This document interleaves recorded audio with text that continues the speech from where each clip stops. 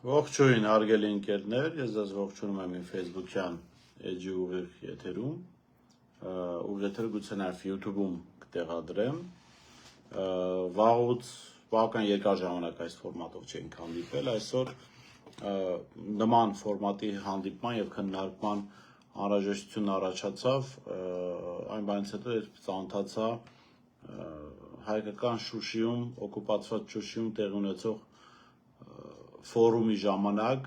Իլհամ Ալիևի որոշ հայտարարություններին, որոնք առնչվում էին նաև մեզ, սրանք թեմաներ էին, որին ինքը անդրադարձել էր, որի մասին մենք խոսել ենք, տարբեր առիթներով ես խոսել եմ եւ հարցազրույցների ժամանակ եւ այս ֆորմատի քննարկումների ժամանակ, բայց հիմա քանի որ թարմացրել է Ալիևը այդ հայտարարությունը, մենք եւս մեկ անգամ, այսպես ասած, վրայով անցնենք, հասկանանք, թե ինչ է ասում Ալիևը։ Ուրեմն կարևոր հայտարարություններից մեկը ահա սա է, որտեղ Ալիևը խոսում է այսպես կոչված Ադրբեջանի օկուպացիայի մասին, ուրեմն Ադրբեջանի նախագահ Իլհամ Ալիևը հայտարարել է, որ ռուսական կայսրության եւ ԽՍՀՄ կազմում իր երկրի գտնվելը դիտարկում է որպես գաղութատիրական եւ իրավազուրկ շրջան, օկուպացված է համարում Ալիևը Ադրբեջանը այդ ժամանակաշրջանում։ Ըստ նրա խորհրդային տարիներին Ադրբեջանից արտահանվել է միլիարդավոր տոննաներով նավթ, որի էկոլոգիական վնասները երկիրը ստիպված է վերացնել մինչև օրս։ Ալիևը նաև շեշտել է, որ Ադրբեջանն անփոփոխ կերպով աջակցում է Ուկրաինայի տարածքային ամբողջականությանը եւ դեմ է օկուպացիային։ Հուշագրավ է, որ ԽՍՀՄ տարիներին ադրբեջանական ԽՍՀ տասնամյակներ շարունակ ղեկավարել է նրա հայրը Հեյդար Ալիևը։ Հայրը, մայրը դա որևէ նշանակություն չունի, Ալիևը հիմա կոնկրետ քաղաքականություն է վարում եւ այդ կոնկրետ քաղաքականությունը ունի իր նպատակները, ունի իր ծրագրերը։ Հետևաբար Ալիևը առաջնորդում է այդ ծրագրով, այդ սենտիմենտալ, էմոցիոնալ մոտեցումները մի կողմ են թողնվում։ Որևէ նշանակություն չունի իր համար, որ իր հայրը պետական բարձրագույն պաշտոն է զբաղեցրել Խորհրդային Միության տարիներին, ինքը համարում է, որ Խորհրդային Միության տարիները օկուպացիոն տարիներ են, Ադրբեջանը ըստ էության եղել է օկուպացված, ըստ ադրբեջանական կողմի։ Եվ սա հետաքրքիր է, որ սա նորություն չէ Ադրբեջանի համար, սա նորություն չէ Ադրբեջանի հասարակության համար, պետական համակարգի համար, Ադրբեջանի սահմանադրությունը ինքնին նման հիշատակում ունի, այսինքն հղում է արվում իրենց անկախության հռչակագրին, որտեղ այս Ադրբեջանը հայտարարվում է որպես Ադրբեջանի դեմոկրատական հանրապետության իրավահաջորդ, այսինքն 1918 թվականին հիմնադրված Ադրբեջանական հանրապետության իրավահաջորդ եւ իրենք էլ տարբեր առիթներով եւ փաստաթղթերի տեսքով եւ հայտարարությունների տեսքով այդ տարիները համարել են օկուպացիոն։ Խոսքը Խորհրդային Միության տարիների մասին է։ Հիմա ինչու եմ ես այս թեման առանձնացրել քննարկելու համար, որովհետեւ այս իշխանությունը Հայաստանի վարչապետի պաշտոնը զբաղեցնողը անընդհատ փորձում են հայ հասարակությանը համոզել, թե իրենք խաղաղությունը վերջնականորեն բերել են եւ այդ խաղաղությունը հենվելու է այսպես կոչված այդ Ալմաթայի հռչակագրի վրա։ Ալմաթայի հռչակագիրը դա փաստաթուղթ է, որով լուծարվել է ըստ էության Խորհրդային Միությունը եւ հայտարարվել է, որ Խորհրդային Միություն չկա, հայտարարվել է, որ երկրները անկախանում են այն սահմաններով, որով եղել են Խորհրդային Միության կազմում եւ հիմա Փաշինյանը երբաղում է անում այդ հայտարարությունը, նոնսենսային իրավիճակ, այսինքն աբսուրդային իրավիճակ է, որովհետեւ Ալիևը հայտարարում է Խորհրդային Միության տարիները օկուպացիոն տարիներ։ Հետևաբար մի ժամանակաշրջան, որը օկուպացիոն է, այդ ժամանակաշրջանի ավարտը հայտարարող փաստաթուղթը չի կարող իր համար օրինական հիմք լինել խաղաղության հաստատման։ Դա նման է իրավիճակի, որ ասենք որևէ մեկը, որևէ այլ անձի հետ գտնվի ապօրինի ամուսնական, այսինքն կեղծ ամուսնության վկայականի հիման վրա կազմված լինի ամուսնություն կամ մեկին ստիպողաբար ամուսնացած լինեն մեկ այլ մարդու հետ եւ այդ ստիպողաբար ամուսնության արձանագրումը լինի կեղծ, այսինքն ԶԱԳՍ-ի հետ թուղթը լինի կեղծ, բայց հետո երբ որ գալիս է բաժանման պահը, այսինքն երբ որ այսպես ասած արդարացությունը վերականգնվում է, փրկում են զույգերին, նրանք բաժանվում են, այդ բաժանության թուղթը, ապահարզանի թուղթը հենվի ապօրինի ամուսնության վկայականի վրա եւ գույքը այդպես բաժանվի, չի լինում այդպես։ Եթե ապօրինի է ամուսնության վկայականը, ապա ապահարզանի կարիք էլ չկա, ճանաչում է ապօրինի ապահարզանի փաստաթուղթը եւ վերջ։ Ներողություն, ամուսնության վկայականը եւ վերջ։ Եվ ամուսնությունը ավարտված է համարում դրանով, որտեղ ի սկզբանե ապօրինի էր։ Հիմա եթե խորհրդային միությանը Ադրբեջանի անդամակցությունը եղել է ապօրինի եւ եղել է օկուպացիոն ժամանակաշրջան, ապա խորհրդային միությունից դուրս գալը արդեն որևէ նշանակություն չունի Ադրբեջանի համար։ Ադրբեջանը եթե հայտարարում է, որ այդ միությանը միանալը ապօրինի է, ապա մնացած գործընթացները էական չեն։ Այդ թվում նաեւ Ալմատի հռչակագիրը։ Հետևաբար որևէ խաղաղություն չի լինելու այդ հռչակագրի հիման վրա։ Ալիևը կարող է ձև տալ, որ քննարկում են Հայաստանի հետ, ինքն էլ նոր պահանջներ կդնի, այդ Ալմատի հռչակագիրը ուղղակի մեջտեղ է բերվել, որովհետև Նիկոլ Փաշինյանին ինչ որ հիմնավորում էր պետք ներկայացնել հայ հասարակությանը Արցախը Ադրբեջանի մաս ճանաչելու համար, Ալիևին հարցրել են եվրոպացիք Նիկոլ Փաշինյանը, կլինի ասենք Ալմատի հռչակագրի հիման վրա է խաղաղություն ասում, կլինի ախպեր դուք Արցախը տվեք ինձ, ինչ ուզում եք հայտարարեք, ուզում եք ասեք Ալմատի հռչակագրի հիման վրա Նիկոլ Փաշինյանը բոյով սպորտային կազմվածքով եւ ասենք Երևանի պետական համալսարանը ավարտած հասուն տղամարդ է։ Ինչ ուզում եք հայտարարեք։ Դուք Ղարաբաղը տվեք ինձ, մնացածը իմ խնդիրը չի, ուզում եք հայտարարեք, ուզում եք մի հայտարարեք, ուզում եք ասեք Ալմատի հռչակագրով, ուզում եք ասեք Աստանայի հռչակագրով, ուզում եք ասեք աշխարհի, ասենք կատուների իրավունքների պաշտպանության հռչակագրի հիման վրա եք տվել Ղարաբաղին, դա իր համար նշանակություն չունի։ Բայց ժամանակը գալու է եւ ինքն էլ է ասել, որ դա իր համար նշանակություն չունի։ Որովհետեւ Ալիևը հիմա լրիվ ուրիշ բաներից է խոսում։ Նոր պահանջներ են դրել Հայաստանի Հանրապետության առաջ։ Այսինքն այդ պահանջները կային, հիմա թարմացնում են իրենց պահանջների այն իմաստով, որ Նիկոլ Փաշինյան, դու դրանք պետք է իրականացնես, դա սահմանադրության փոփոխությունն է, դա այսպես կոչված անկլավների հանձնում է եւ այսպես շարունակ։ Հիմա գանք մի կարևոր դրվագի, որ կուզեմ լսեք Ալիևին, խոսքը արդեն Ղարաբաղի մասին է, Արցախի մասին է, եւ այստեղ Ալիևը ասում է այն, ինչից վախենում է Նիկոլ Փաշինյանը։ Ալիևը բացահայտում է Արցախի կոնֆլիկտի գլխավոր սյուները եւ ցույց է տալիս, որ ներողություն եմ խնդրում, եւ ցույց է տալիս, որ ստում է Նիկոլ Փաշինյանը, երբ ասում էր Արցախը հանձնված էր միջև իրեն, հարցը լուծված էր, 92-ին էր հանձնված, 96-ին էր հանձնված, 98-ին էր հանձնված, Տեր-Պետրոսյանն էր հանձնել, Քոչարյանն էր հանձնել, Սերժ Սարգսյանն էր հանձնել, ընդհանրապես Խորհրդային միությունն էր հանձնել, Ստալինն էր հանձնել, Լենինն էր հանձնել, ռուսական կայսրության պրոյեկտներ ընդհանրապես Արցախը, դա կայսրության պրոյեկտներ եւ Փաշինյանը ազատագրել է մեզ այդ պրոյեկտից, այդ ամեն ինչը Ալիևը սուտ է։ Այս մարդը Նիկոլի շնորհիվ փորձանքից է ազատվել, որովհետեւ հայ-հայեր կորցնելու էր Արցախը եւ երկու շրջան հավելյալ։ Խնդրեմ лысենք Ալիևին ու շարունակենք։ Минская группа во главе с США, Францией и Россией, она только хотела отнять Карабах, и не только Карабах,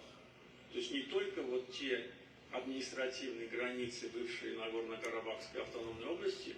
но еще и всю территорию Лачинского района и Кельгаджарского района, и передать это Армении, чтобы мы на это согласились. И взамен на это нам обещали, что нам вернутся 5 районов, расположенные к востоку от того, где мы находимся. Но и никогда ни я, и никто в Азербайджане на это бы не согласился. Но это же была консолидированная позиция трех ведущих стран, во всяком случае, исходя из того, что они постоянные члены Совета Безопасности, я этот термин использую, мира. И противостоять этой позиции было достаточно сложно. И когда началась Вторая Карабахская война,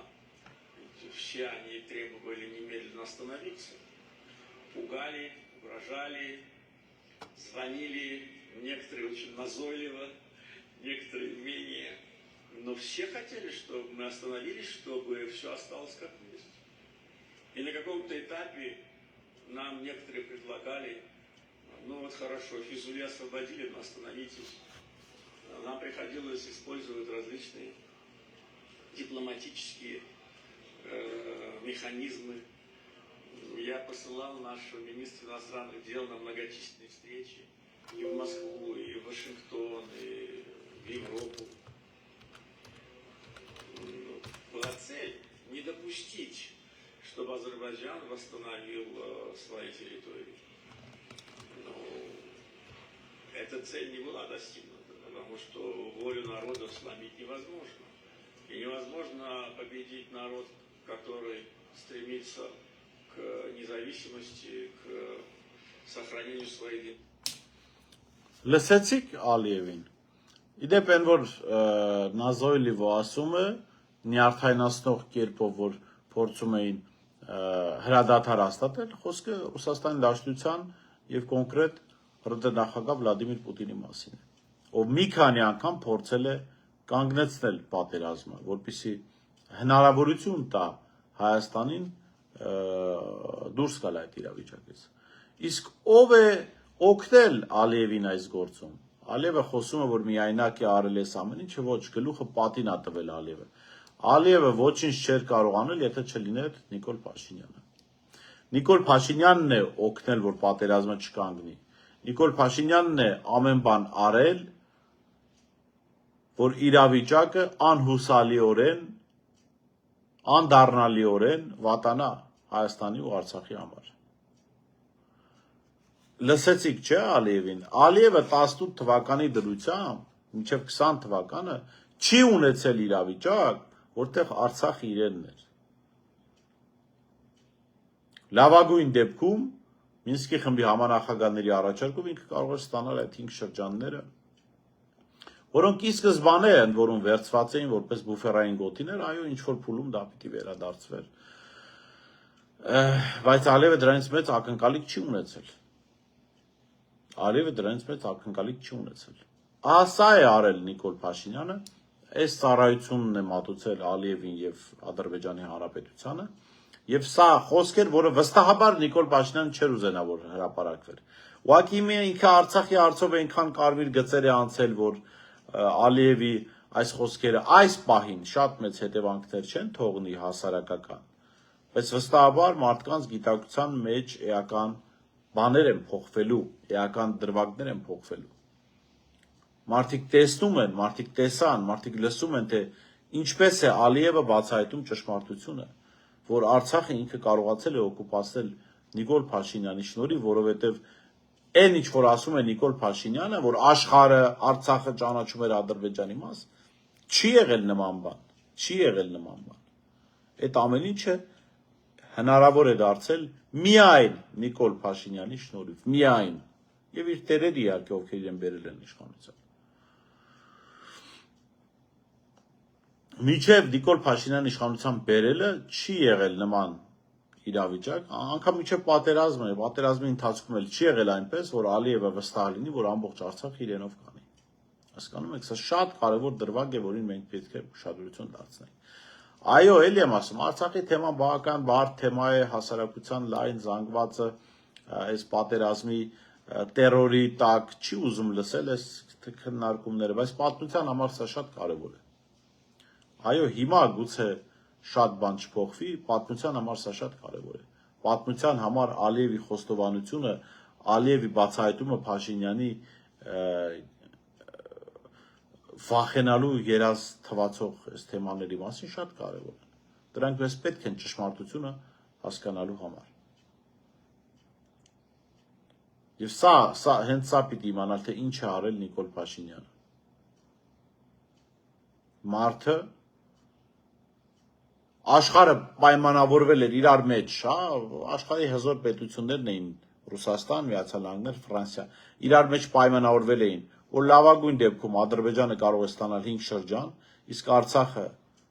եւ եւս 2 շրջան մնում են հայերին, Նիկոլ Փաշինյանը համաշխարհային պրոյեկտ է բան արել, ջուրը գցել իր պրոադրբեջանական քաղաքականությամբ։ Եվ սրա համար եմ ես միշտ ասել եւ շարունակելու եմ ասել, որ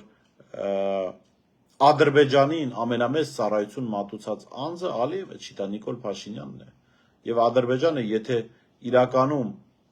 Ադրբեջանի այսօրվա իշխանությունները եթե շնորհք ունեն, եթե խիղճ ունեն, եթե իրենց երկիրը սիրում են, ապա պետք է պարգևատրեն Նիկոլ Փաշինյանին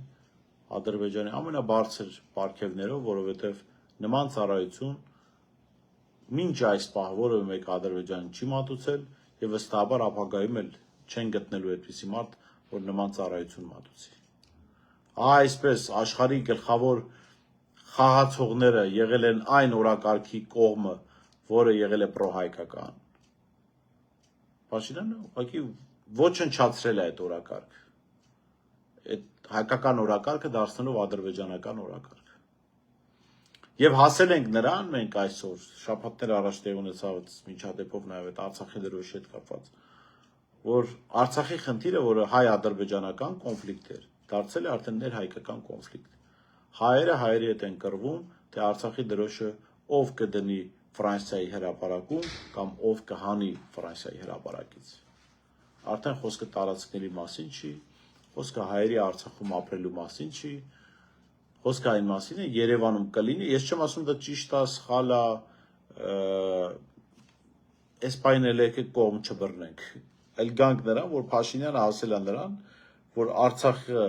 հայ-ադրբեջանական կոնֆլիկտից դարձել է ներհայկական կոնֆլիկտ։ Սա էլ Փաշինյանի շնորհիվ է եւ սա էլ ծառայում է Ադրբեջանի շահերին։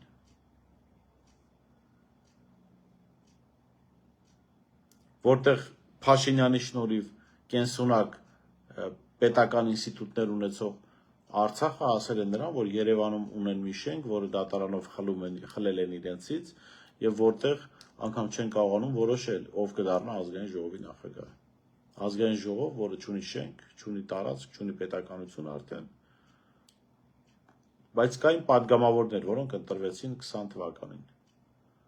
Այ սրան է հասել Նիկոլ Փաշինյանը եւ ահա այսպիսի ահռելի ծառայություն է մատուցել Ադրբեջանին եւ անձնապես Իլհամ Ալիևին եւ Ալիևների ընտանիքին։ Լավ մնացեք, գրեք ձեր կարծիքը, եթե դեմ չեք, կարող եք նաեւ կիսվել ձեր էջում։